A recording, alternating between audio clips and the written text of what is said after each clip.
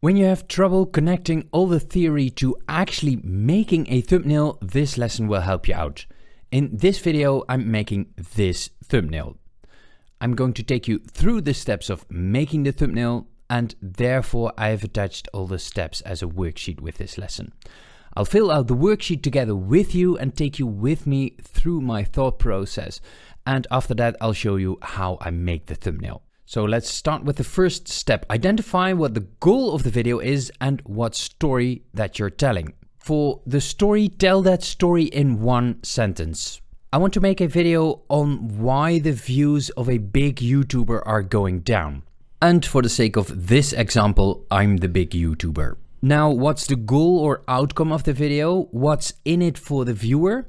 Well, I'm going to explain why views are going down on a YouTube channel, so viewers can apply that to their own YouTube channel.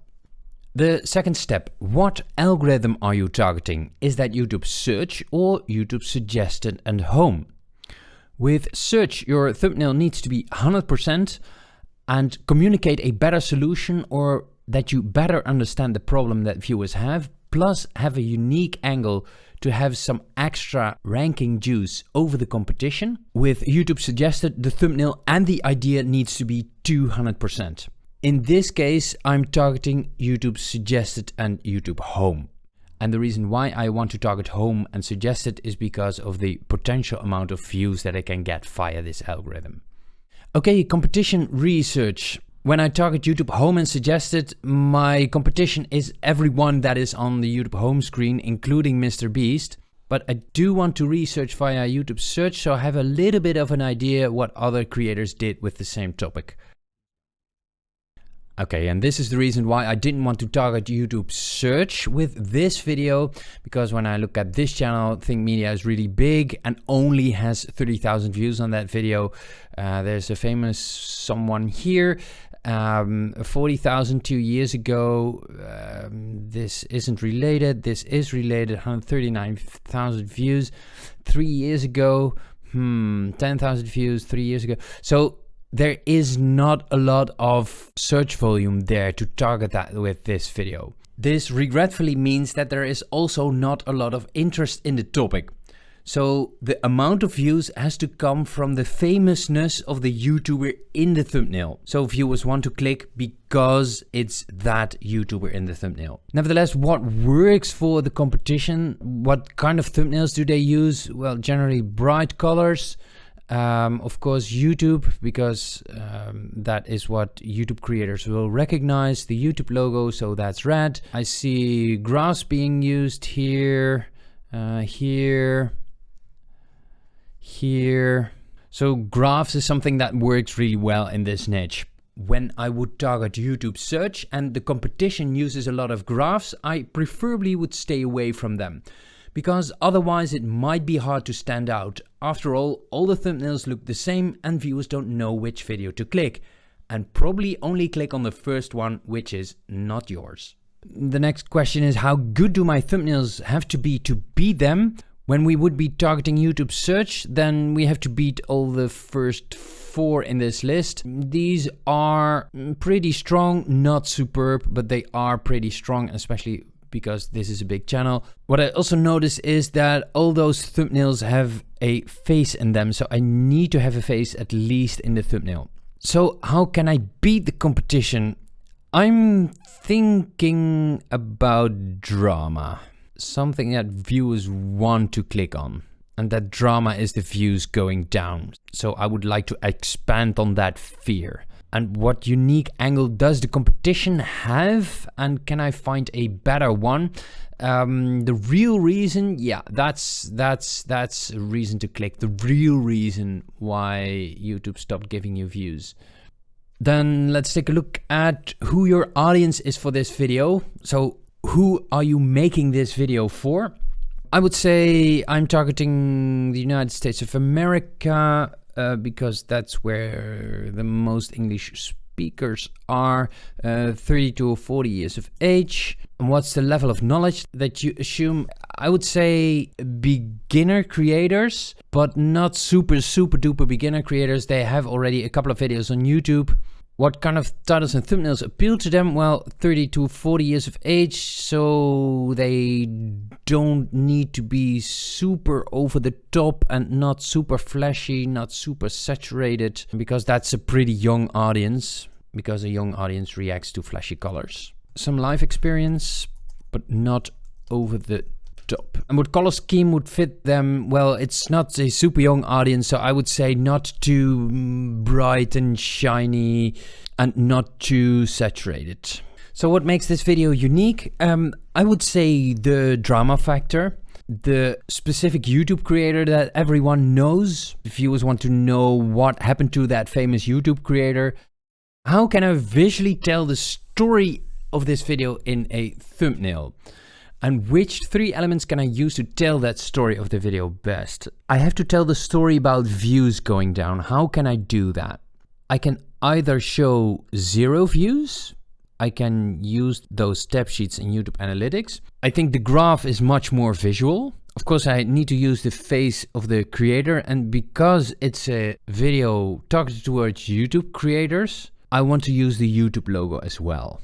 And maybe some text with 1 mistake, or never do this, or 3 mistakes, or something along those lines. What has the main focus of the thumbnail? Well, I would say the graph and the creator, because you literally say in the thumbnail, the views of this creator are going down. How can you emphasize that? I think those have to be big, and maybe outline the face a little bit with a white outline or a white glow or something. Or a shadow, because what I'm thinking, if I want to go the drama route, then maybe a dark background would fit that very well. Black and red, because the black makes it really serious and the red makes it a little bit drama, a little bit screamy. So you need to pay attention. And then what composition or thumbnail type would fit the type of video? I would say an object and face type of thumbnail. So we have the objects, that's the graph and the face. And then the face can have an emotional reaction to the thumbnail, to the views going down. And I would like to add something about the emotion. Because the emotion of the person in the thumbnail is either angry because its views are going down, or it's sad because its views going down. Now, which title would fit the thumbnail? I thought about a couple of titles. I will paste some of them here. I thought about how Dexxter lost 2 million views in 1 month. Why? Those are all why titles. Why Dexter Clark's YouTube channel is dying. Why Dexter Clark's channel is dying, the strongest, and the reason why I say that this is the strongest, you can see in the thumbnail that it is about YouTube. So you don't need to add YouTube there. The title is one of the shortest that I could find. It is short and punchy. Then why this 500k subs channel is dying. Dexter Clark. The reason why this might work better than this one, because if you don't know Dexter Clark, you're still, and you are a YouTube creator, you're still interested in why a 500,000 subs channel is dying and why the views of Dexter Clark are going down. This is good for search, but not directly for views, because you include those search keywords. But when you would see why the views of Dexter Clark are going down, or you would see why a channel is dying, I think that why a channel is dying, it's much stronger. So it's much more likely to get the click. Okay, the next step is to resource your materials. So now you're going out and find all the stuff you need for your thumbnail. And in my case, I need to make the photos and I need to find a graph that I want to use. These are some photos that I took. I have multiple photos for angry and multiple for sad. I picked the best one for each emotion. I'm not going to dive deeper here in this lesson, because in another lesson I show you exactly how to edit faces. And I've found a graph of which the views are going down, so I'm going to take a screenshot of that.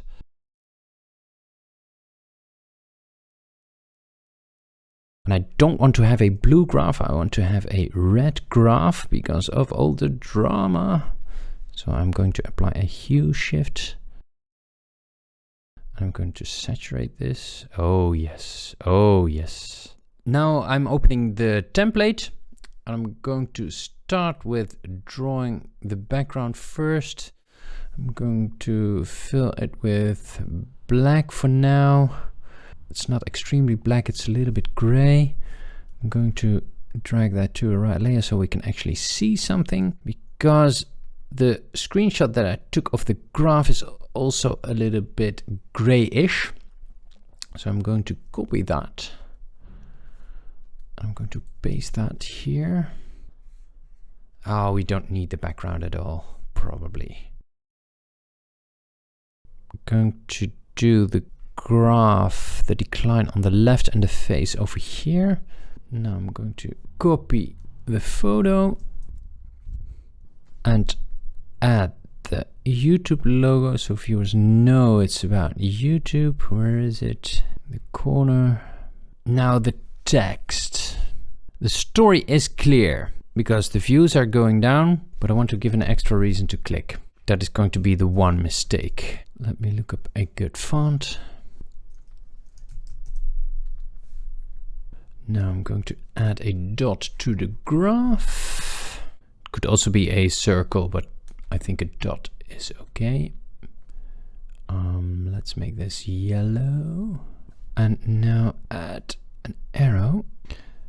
And now make the arrow yellow as well, so it sticks out more.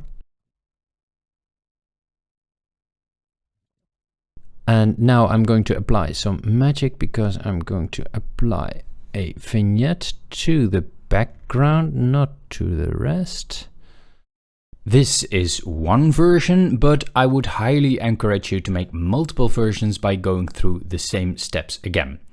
Things you can change up are, for example, the storytelling, a different layout, try different elements. Different titles may also require different thumbnails, a different goal of the video, which also may require a different thumbnail. It's recommended to have 3 or 4 versions, also you can quickly swap out thumbnails when needed once the clock is ticking after you've released the video.